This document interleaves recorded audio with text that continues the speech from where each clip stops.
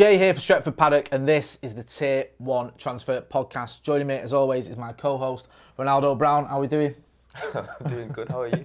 Very happy, are you excited? I'm happier today. Happier times, isn't it? It is, You can tell, basically, the way United go on, or their results, pretty much reflect my mood for the week. So, mate, as I've said often, no one sulks like Ronaldo takes it to a new level when United don't win. And the epic win over Lask has cheered your mood up. We don't need to go on about that anyway, but what we can talk about, as always, are the transfer stories, and the transfer stories from the most reliable sources as well. So those journalists and those transfer stories that are classed as, you know, the top tier, the tier 1, as they say. Ronaldo, you've been checking out the usual suspects. Any stories for us to discuss? Well, obviously it's been well documented about our lack of pace in the centre-back areas and the thing that we might be susceptible to counter-attacking teams, and obviously Lindelof, Maguire of the likes are not that quick, are they? So we've been obviously looking at options. That's why we linked to Ake and previously, and obviously that's not going to happen. Pau Torres, that's slightly quicker, but Mohamed Boufazi, is that how you pronounce his name? I know it's slightly a bit of a dodgy one. Boufazi. I'll let you deal tier with one that one. French. We know what you mean.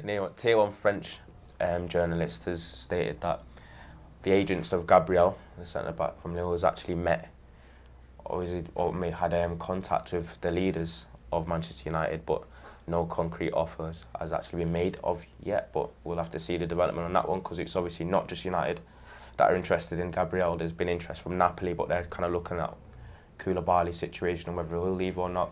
There's been interest from Arsenal, which has been actually mentioned by Romano 6 hours ago actually on Twitter.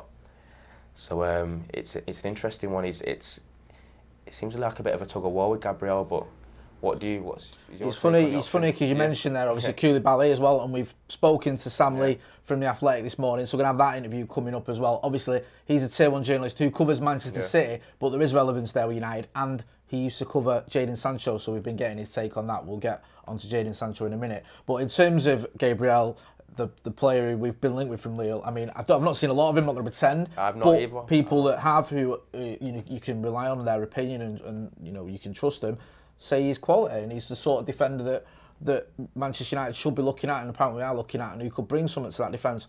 I'll be honest with you, I don't know, I'm a little bit sceptical on how real the interest is in some of these defenders, because I know we've been linked with a couple. You mentioned Nathan Ake earlier, that obviously didn't work out, or that wasn't real. He went to City without any interference from Manchester United. But I don't know, I just look back to when Solskjaer mentioned after the Nathan Ake rumours came about, and he said something along the lines of, I've got 7 centre-backs, I don't need to buy any more. We saw Teden Mengi make his debut in Europa. I'm not saying Teden Mengi's going to be a first teamer or anything like that, but Eric Bailly got through the game against Lask. Solskjaer, without getting sent off or injured, which is, is almost a miracle for Eric Bailly. But I don't know, I'm just a little bit sceptical, because yes, common sense says we are going to bring in a defender, but then there's part of me that's thinking, really, with all the centre-backs we've got, is Ollie not still looking at maybe someone like Axel Tuanzebe, maybe Eric Bailly, and just thinking, if I can get a tune out of these guys, I've got backup to Lindelof, or I've got a different option to Lindelof. Do I need to go and bring in another defender like Gabriel, who is very talented, but I don't know, is it almost a sort of a similar move to bringing in Eric Bailly? Is there a real step up there? That's my only sort of scepticism. Yes, it's what we've discussed in some of the transfer news when it comes to United is we're at the stage now where if we're buying or showing interest, it's got to be players that are going to take us a level up.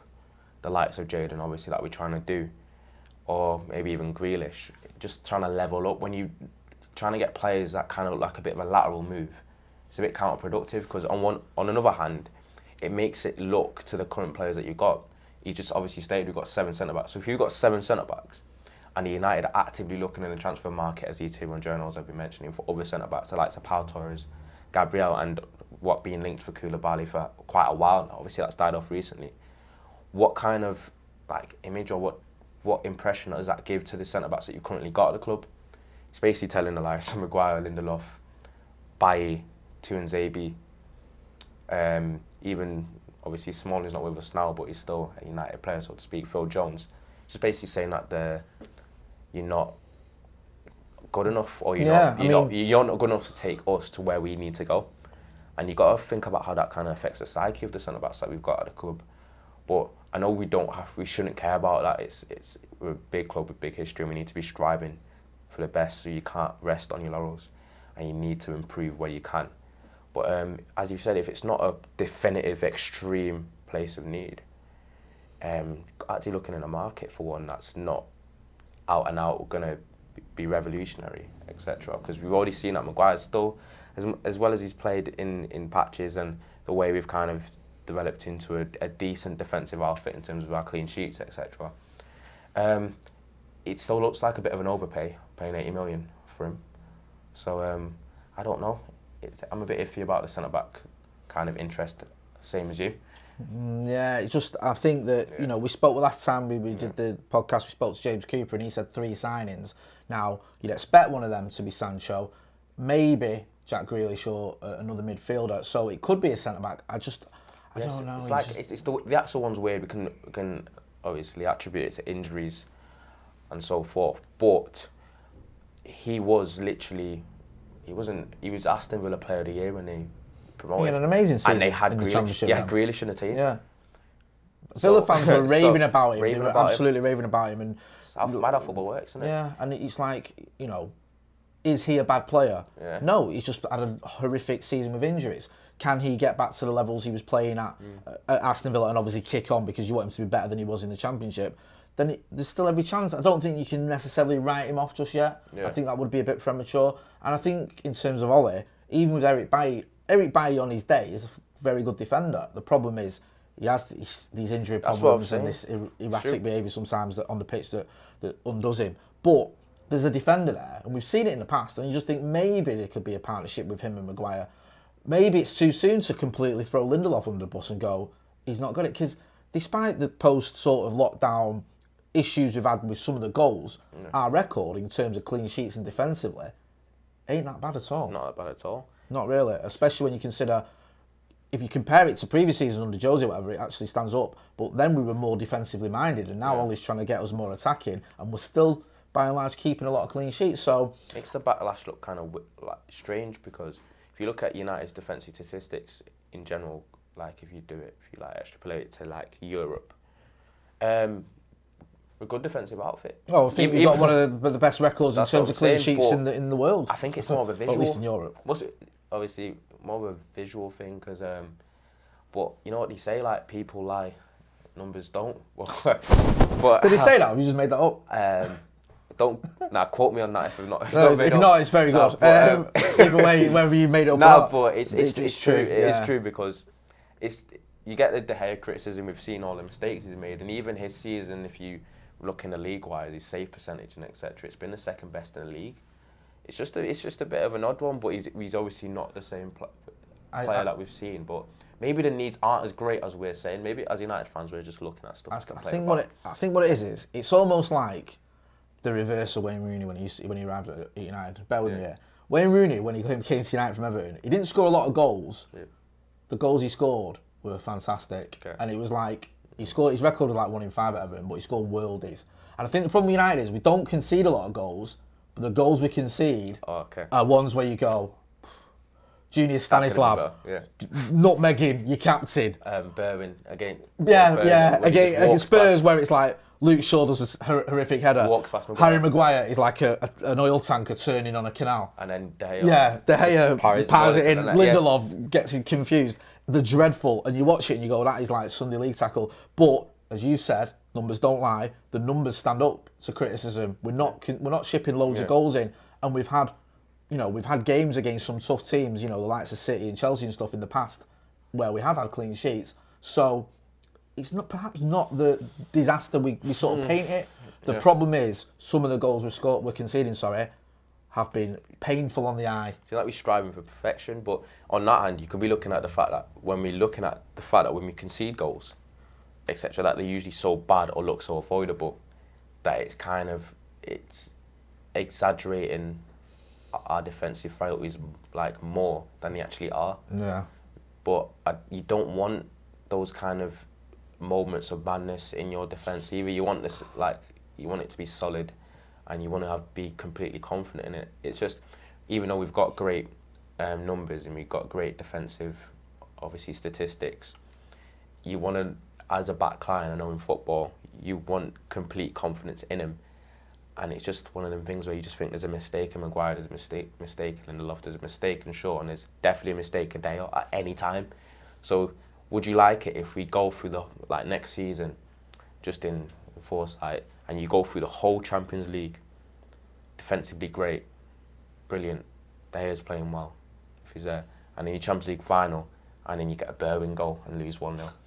Well, do you think that's what then you're looking at? Or that Maguire was shit there. Shaw was shit there, keeper was shit there. So you don't want the mistakes in big moments, and that's the thing that's for De Gea. De Gea's had his usual theatrical saves, his great shot stops, but then he's making mistakes in the worst possible moments or the worst possible games. So it's kind of the semi-final, for example, where it all went wrong at the wrong time at Wembley. Yeah. One step away from an FA Cup final, and the wheels dramatically came off for him, and to the point where I think we did the watch along, and the first goal you're like, is that his fault? Maybe not. The second one, you can't sort of defend that. It was terrible, but hopefully. So we need it, but as you're saying, centre back. If we go and get him, obviously it looks like there might be vivid interest because journalists are reporting it, but you're saying that you're quite sceptical about how true that is. Yeah, a little bit. I don't know. I think it's sort of. I'm erring on the side of caution. And I don't know. I know we keep hearing this three signings thing, but I just wonder how long the Sancho thing goes on for, and whether that may, we put all our eggs in one basket almost, and it's little Sancho and then maybe one other. When it comes to tier one and rumours or stories and journalists, the name that always pops up is Fabrizio Romano. Here we go. This is what we've been waiting for the last sort of 3 weeks for him to say, here we go. He said it, but it was about Alexis Sanchez, wasn't it? What's he been coming up with recently? One of the most interesting ones I've seen recently with Romano is him kind of dashing the negative kind of progress that's coming with the Sancho move. Like, everyone thinks that it's pretty much hit a definitive roadblock, and that's not the case. He's basically come out and said that personal terms have pretty much been agreed between United and Sancho. He wants to come, he's keen on the move. It's just between the clubs and their kind of fees disparity. Obviously, we've seen how even Christian Falk has said similar, how United don't want to spend like 120 mil outright, and Dortmund are not budging on that at all. And they're not obviously taking into account the kind of corona effects, the pandemic effect on the finances, and they're playing hardball. But this actually takes me on to the fact that I saw in Sky Sports about 4 or 5 days ago surrounding the Sancho thing, that Dortmund see it as in they've got Sancho contracted until 2022. So they're actually not, they don't feel like they're in a desperate kind of mode to sell him. It almost seems to me scarily that if they don't get what they want, they don't care about keeping him, they would keep it. And they will play hardball because they don't feel the pressure because they've got him contracted. And then they'll just sell him again next, prolong it for another 12 months and then sell him next year, which probably wouldn't be good on their part because they'd probably get less money that way anyway. But I think it's because the fact that he's contracted to 2022, Dortmund are seeing it as I should get a significantly more amount. But you spoke to James Cooper however long ago, and what did he say about United's finances? He said that if United are going to pull off the Sancho move, it's likely not going to be 120 mil outright, 100 mil outright. We're going to have to be intricate with it. He said we're going to have to be creative with the deal. I remember James Cooper saying, and that's obviously what United have ended up trying to be, saying 70 million.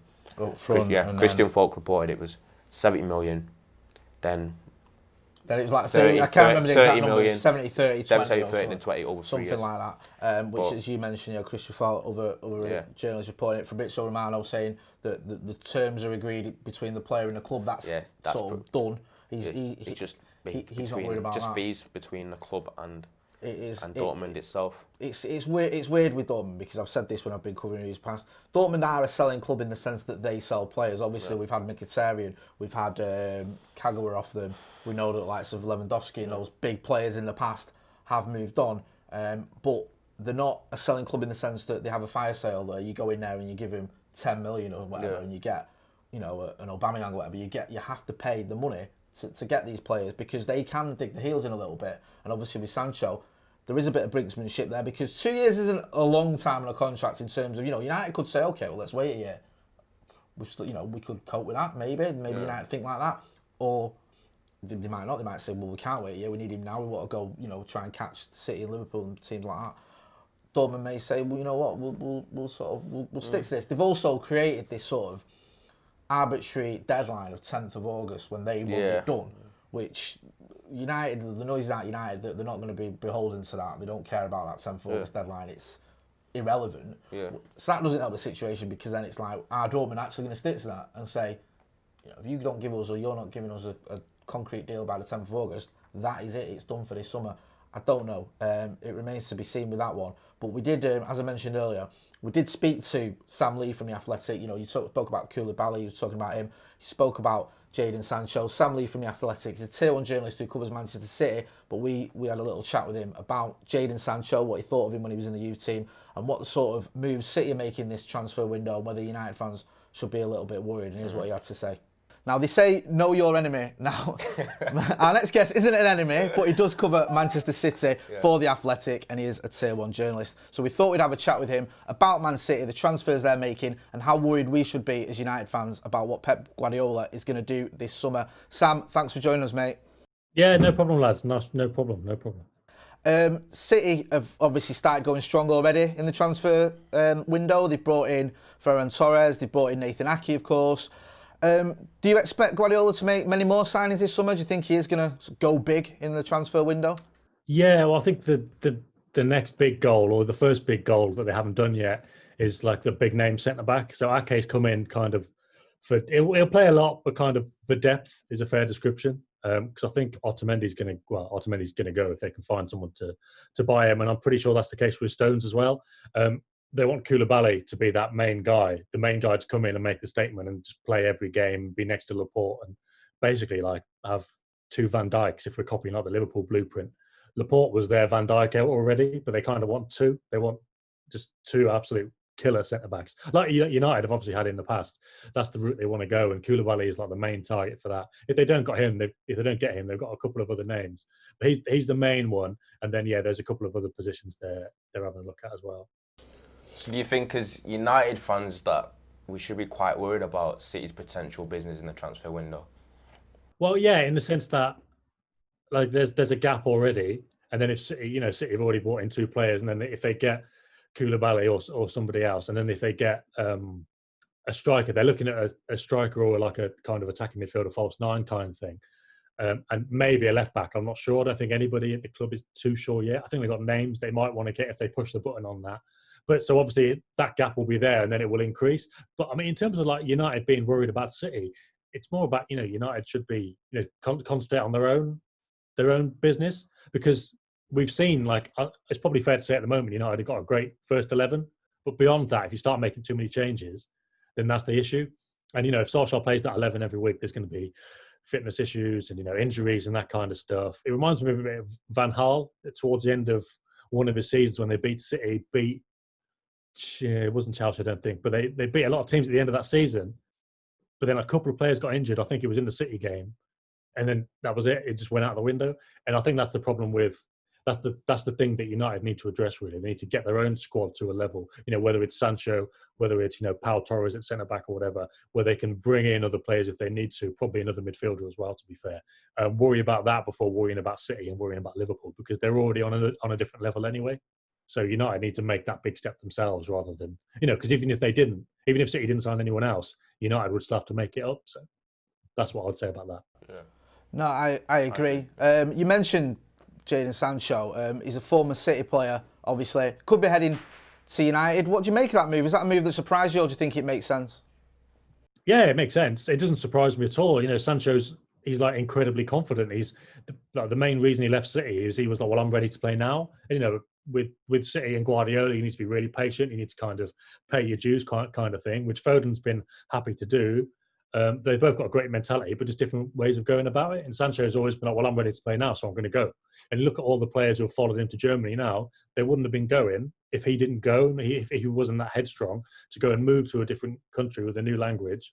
And not even necessarily like an attractive country in terms of like Spain or Italy or something. Germany can be like a difficult place to live, especially for somebody of that age, that kind of the background and the playing style.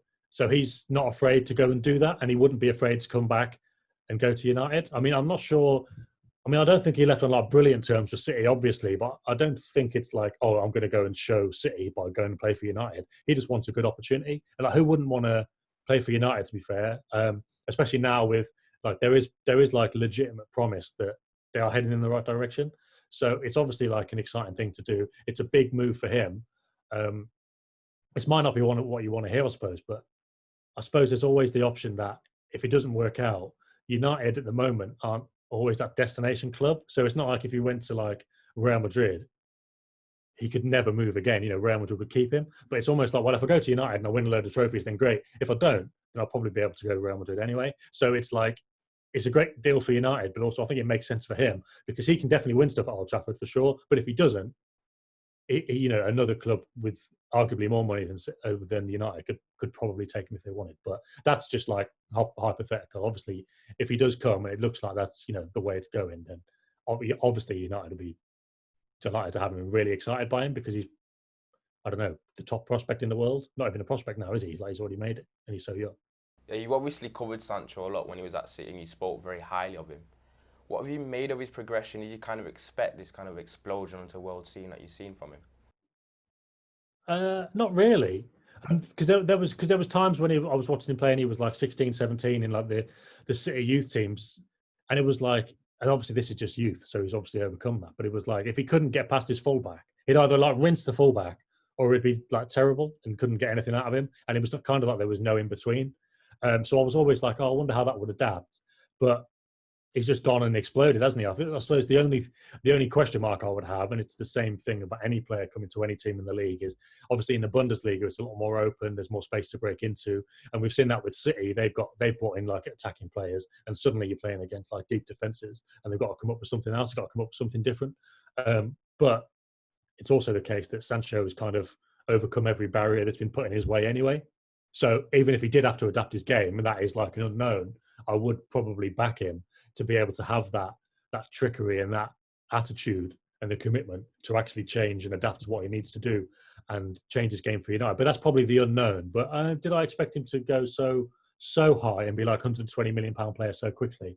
Probably not. But that's my own fault. You know, I probably should have. And the more reading I did on him when he was already in Dortmund, I did a big article on him just over a year ago, and all the stuff about how he is and how committed he is to making it, and you know how sure of himself he is, but he's got that right arrogance, that right cockiness. After like discovering that, I probably should have been like, yeah, like this guy he's not going to let anything get in his way.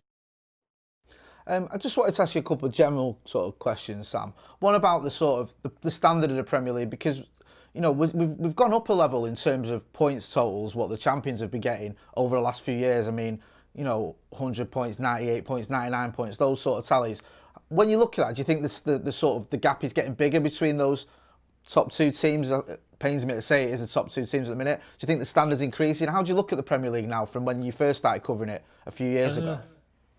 Yeah, I do. I think they've definitely pulled away, and that's because of like the quality of player they've got and the coaching. So like, if you look at United's problems, they've always had a really good squad. And I always think that when Mourinho and Guardiola came in, the two squads were similar.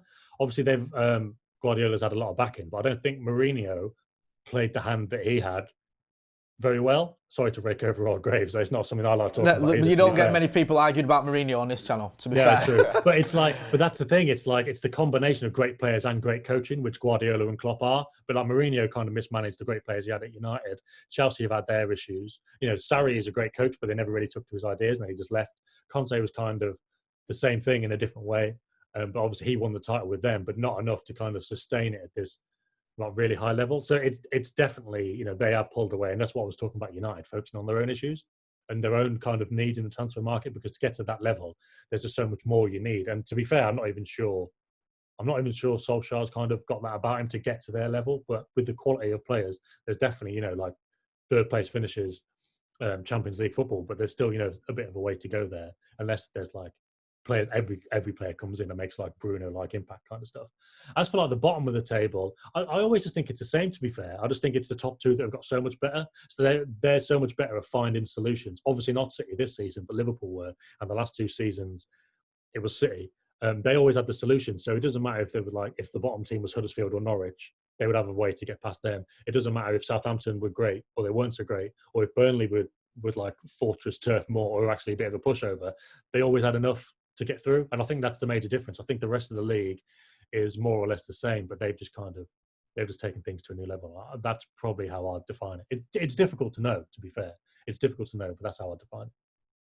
I don't know if you know, but when it comes to transfer stories, you're very highly regarded. You're classed as what is a tier 1 journalist for transfer stories for Manchester City. And I just wanted to ask you about breaking transfer stories and how difficult that is, because transfer stories can change, can't they? And then, you can report something that a deal is going to happen, and then for whatever reason that deal can change, and then people can jump on your back, especially with the world we live in and social media. So I just wanted to ask you what that's like covering transfers and how difficult that can be at times. Well, I mean, it's really difficult to get the info in the first place. And yeah, it can be difficult as well, because you first of all, it's our responsibility to make sure the information's put across in the right way, because I don't think anybody's going to be going around, and it's very rare you get a story now and you can say definitively this is going to happen, because it's like you can say a deal is agreed, or they're looking at this guy, or they've agreed a contract with this guy and they want to sign him.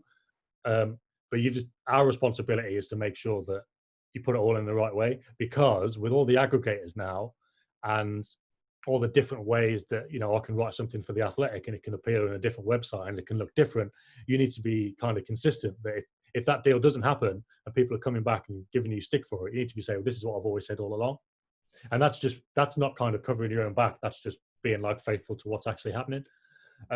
Yeah, it's difficult. Like a couple of years ago, the Dani Alves thing, that was all done. That was all like signed and sealed basically. And then he went to PSG at the last minute. Who was the other one? Oh, the Alexis Sanchez as well. Alexis Sanchez, there was I think he actually signed like a contract with City on the last day of the transfer window, because he was on international duty with Chile. So he was like, well, I'll just sign it. And if they agree a fee, then they can send it to the FA. But they never agreed the fee in the end. So yeah, sometimes that stuff, that knackers you up, because it's difficult to get the information in the first place. And then when you get it, and it doesn't happen for something mad like that. Like, again, City have had mad transfers. Like Jorginho a couple of years ago, they agreed a fee with Napoli. They'd agreed terms with him since April. They agreed a fee with Napoli in July, after months of negotiating. And then in the end, they just went, actually, forget it.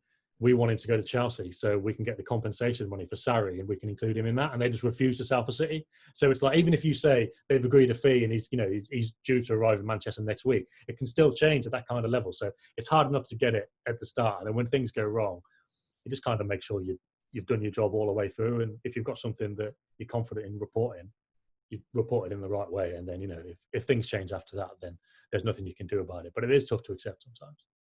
And look, to be fair, I'm not going to pretend that's always what happens. Sometimes you get it wrong. Yeah. I got it wrong. I kind of listened to the wrong people on Bruno Fernandes last year. I didn't just make it up, but I got the info, but I kind of didn't place the right importance on my usual sources who were like, I'm not really sure about that. And then other news sources that I was kind of speaking to in Portugal or whatever, they were like, oh yes, they're interested, gave me loads of details, but it was obviously just the same bullshit that the agent was giving to all the press in Portugal. So sometimes you get it wrong, but fortunately that hasn't been too often. But if it does happen, you've got to hold your hands up. But the rest of the time, you're just blaming the clubs for messing it up.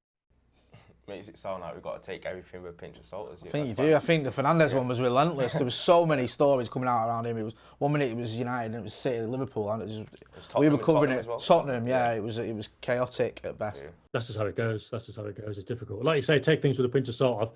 I don't know about all this tier stuff. I think that's generally unfair. I'm not. Is it Reddit anyway? Is it on Reddit? I think Reddit, yeah, that's where it started from, Reddit. And then people have started putting more weight in the sort of reliability of certain journalists. And it's difficult, and I mean, it changes from depending on who you ask. But yeah, you do have to take a lot of it with a pinch of salt. But if you can work out, even if it's personally rather than a list on Reddit, if you can work out who you can trust from there, then that's the best way to go about it. But it's so difficult. With the Sancho stuff already, because at 9 o'clock the other night, everything came out at the same time.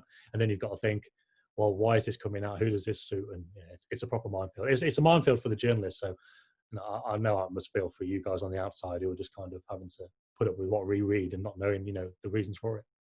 100%. Well, moving on to kind of the COVID situation and how the pandemic's obviously affected clubs' finances. How much do you think it's going to actually be a detriment in terms of the amount that clubs can spend? Do you think that clubs might not be able to do as many transfers as they might previously have been able to do? Yeah, so I'm thinking, like the Sky Sports like totalizer at the end, it's always like we've got up to like £1 billion, and that's normally because like Everton are going like, it's 40 million for like Iwobi or something like that, or Burnley will sign a centre back for like 20 million or whatever, I don't know, or like Sheffield United last year, they broke their transfer record like 2 or 3 times in the same summer or whatever, and it was like low amounts, but they kept doing it. I just don't think those clubs are going to be able to spend that kind of money, and they're going to need to be sure. If they're going to spend 40 million on someone, they're probably going to need to be like extra sure that, I said Iwobi earlier on. I don't think anyone's going to be spending 40 million on something like Iwobi this summer. But like, I think United, they'll have the money for Sancho. I think City will have the money for who they want. I don't know about Liverpool, to be fair, because they didn't sign anyone last year, and I know Klopp's already saying that they might not. A lot of clubs will be affected, but I still think, I suppose, the most important thing for your jobs and my jobs is City and United are probably still going to spend. But I think a lot of other clubs will be affected by that. I think, there's stuff about Tottenham struggling to get players in for big fees, and like Arsenal are like signing Willian on like a big contract, which is just a bit weird. And I'm not sure how much money Arsenal are going to have. So clubs, they'll have some budget, but I don't think they'll be throwing it around. And I think they'll be. I wouldn't be surprised if most clubs just kind of brought in 1 or 2, or if they bring in 3, then it's because they've sold 2. Do you know what I mean? Just a little bit more caution. Yeah, I think you've got to be. Yeah, that makes sense. And we've already seen, like, obviously the stuff with Arsenal about having to lay staff off, and clubs already, as you mentioned, making noises that they can't make the sort of deals they want to. Sam, to be fair, Chelsea have been good, haven't they? Sorry? So Chelsea have been good, haven't they? And like, in fact, just going back to your question, how much should United be worried about City? Chelsea are the ones, because obviously there wasn't much between Chelsea and United last summer, and if they take that step on, I think Lampard's probably in the same boat as Solskjaer, as got enough about him, but I'm not sure he's kind of Guardiola and Klopp level. And if they get those players in, which obviously they've started to do, then they're the ones to worry about. So yeah, United. But to be fair, if United are going after Sancho, then not too much to worry about. To be fair, it looks like they're steps in the right direction.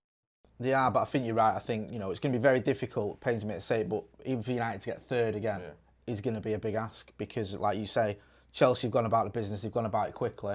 Yeah, they had that transfer. Yeah, Werner, Ziyech. They're not messing about. And obviously, this season at the minute, but just gone. They had the transfer ban, so we'll see how it all pans out. Sam, it's been a pleasure talking to you, mate. I know you're busy as well. I appreciate you coming on and having a chat with us. And I wish you well with it all. Not wish City well, but I wish you well reporting on him. Yeah, no, I appreciate it. I understand that was a personal thing rather than a club thing. Yeah. Yeah, nice one, lads. Cheers. Sorry for going on. Thanks a lot, Sam. Take care, mate. See you later. So that was Sam Lee from The Athletic, obviously telling us about Manchester City and Jadon Sancho as well, and what he thought about him. A couple of things from that chat with Sam was one thing about City, their spending hasn't finished, and he said they could even go for someone like Koulibaly, which, okay, City are a gap above us, but we want to be closing that gap. We know that as United fans. And when you hear someone like Koulibaly going to the Etihad potentially, does that worry you? Think that means we've got to up our game a little bit as well, or you're not too concerned about City? As he said, you're not concerned about what they're doing and just he basically said there's obviously a tendency. I don't think us fans do actually too much where we focus too much on other teams' transfers. It's more like we are obviously more focused on ourselves. And obviously Sam Lee kind of reiterated that, saying that we need to focus on our own kind of transfers and our own progression, which is true. Because if you do that, then you catching other teams will kind of take care of itself. Yeah. But you just got to see how things unfold, because the thing is with transfers is that you never know how impactful they'll actually be. A transfer can look very impactful on paper and then not have the desired effect. Or you could have it the other way, where it doesn't look like too special of a sign, and it ends up being game changing. Obviously, we was excited about the Bruno when you see how Bruno's completely changed, like the complete outlook on our season. I don't think that's a great example. I don't think anyone realistically saw how good a player he would be for United so quickly. Yeah, I thought he'd be good, but it was a complete game changer, wasn't it? But it's just the fact that we were chasing him for so long. I think there was still in a bit of an excitement there with Bruno. Yeah. But obviously nowhere near anticipating what we've seen from him. Whereas if we signed Sancho when he does kind of a similar thing, there would be a bit of kind of expected it. We bought him for 120 mil. You know what I'm saying? But yeah, I agree. I think the expectation levels of Sancho are through the roof. Through the roof. And as for being worried about City getting Koulibaly, they've obviously signed a couple of players already. Torres, Ake. I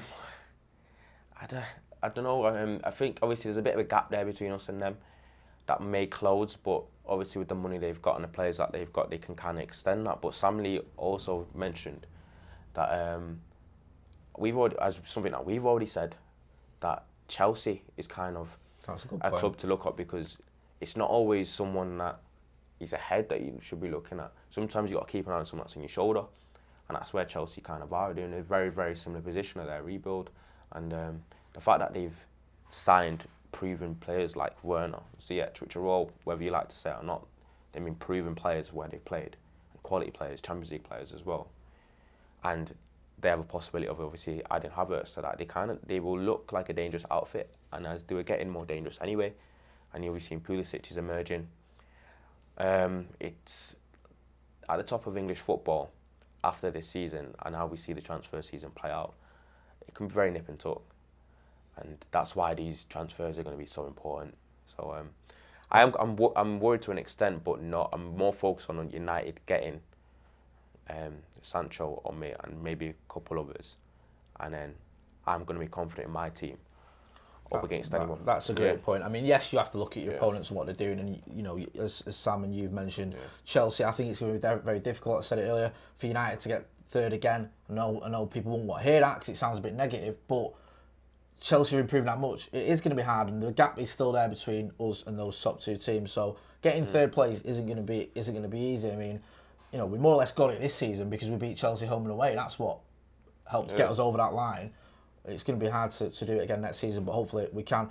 Just finally, before we wrap up, on Sam Lee and Jadon Sancho, he obviously covered him when Jadon Sancho was in the youth team. He said, I think you used the word before about being a bit enigmatic. That's the sort of way you described him, but he could be like, you know, look like a world beater, and then other times he could be a bit quiet. But obviously, you know, Jadon Sancho's just sort of smashed it at Dortmund. We heard, I spoke to one of his coaches from Watford a few days ago, and he said, you know, he's a player that he expects to sort of shine at United and come into this team almost expecting to be here. What are your thoughts when you've heard from people like Sam Lee and from what you've seen of it? Does that just sort of add to your excitement, or do you think we need to have that little bit of caution? Because he was slightly cautious at Sam. He did say, you know, there was a bit of times when, you know, he could be a bit erratic, but obviously he's a massive talent. But we don't know how much we can kind of link that to, attribute that to the fact that he was young. Yeah, that's true. We know that what kind of, usually at the top of football or world football, and what differentiates good players from great players is just consistency on how often they do the great things. So if he's saying that when a player's enigmatic and they're 1 minute they're amazing and 1 minute they're not, it's a good and a bad thing, because on their day they can be match winners, but on their day they can be anonymous. But when you actually, if you have belief there and they possibly find a middle to top ground where they're more like their great selves all the time, then you've got a real player.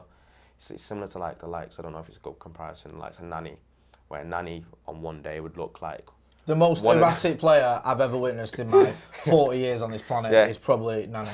Honestly, on his day, he's like just crazily erratic. But he's got the best like highlights reel ever. Yeah, if you watch his highlights reel, he looks like Pele but better.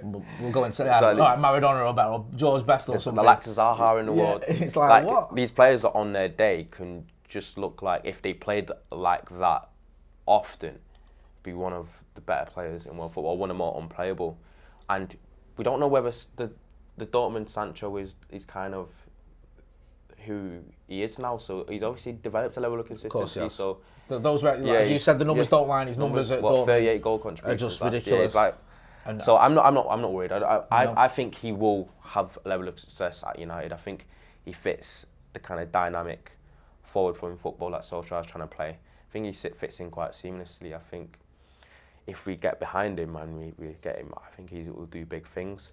And he's obviously got as he's aged and grown a bit, he's actually got that consistency that sometimes can be missing from young players. So I'm quite confident in that he's going to do well, and he will not flop, and he won't be the erratic Nani. Won't be the erratic Nani that we saw at Old Trafford for many years. I miss Nani, you know. He's always good box office. Yeah, you know what I mean. He's driving What's the one against Arsenal where he chopped between two players? Oh mate, come on. Do you know what I mean? Shifts round and then digs the keeper from like. There'd be times like that, and there'd be times like where he just put a shot into like Rose, and you're like, Nani. But yeah, he was a character. But listen, we think Jadon Sancho can make it. Now we've just got to see the deal happening.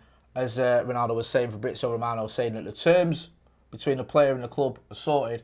We now just need Manchester United to pony up the dough and get it over the line, because that's the one we're all waiting for. This has been the Tier 1 Transfer Podcast. Big thanks to Sam Lee from The Athletic for coming on and chatting to us, even if he does cover Manchester City. That's been Ronaldo Brown. I've been Jay. Don't forget to hit like, share and subscribe. Thanks for watching.